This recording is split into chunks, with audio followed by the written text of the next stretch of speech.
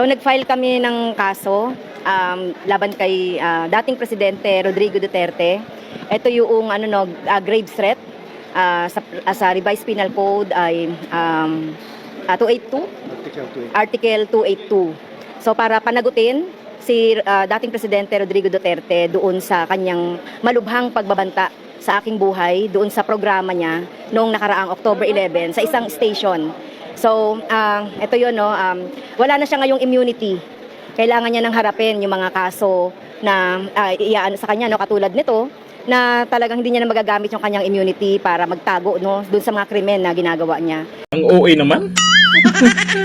Alam nyo ba, nung nalaman po ni dating Pangulong Duterte na sinampahan na po siya ng kaso ni Franz Castro, nako, tinulugan lang. Abay, ang balita ko, nalaman niya, nabasa niya na sinampahan siya ng kaso, tapos bumalik sa tulog. Nandyan yung pagsasampa ng isang makaliwang kongresista ng kaso laban kay Presidente Duterte. Alam niyo mga partners, ang daming tumawag sa akin. Pinutakte ko ng media. Ano daw reaksyon ni Presidente Duterte? And sabi ko, wala.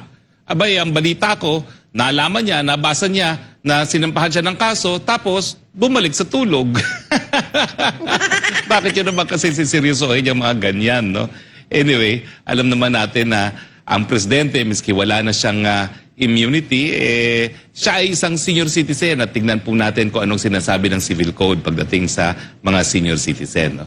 At syempre, ang pinag-uusapan ay grave threats. Yeah. Well, ang sinasabi naman ng presidente dyan ay meron tayo talagang nangyayaring digmaan sa panig ng gobyerno ng Pilipinas at ang mga kalaban niya. At siyempre po, kapag meron digmaan, meron patay. At siyempre po, ang ating dating presidente, dahil siya presidente, hawak niya ang tunay na mga impormasyon kung sino talaga ang kalaban ng bayan. Pero grave threats, sinong pinagbantaan ni presidente? Hindi naman sinabi talaga kung sinong pinagbantaan. No? So abangan na lang po natin yan. Isa na namang pagpapapansin ng mga kulang sa pansin. Sa totoo lang, karapatan naman talaga nila na magsampa ng kaso. Pero ang tanong dyan, mananalo ba sila? Yan ang magandang abangan. Pero para sa akin, malabo.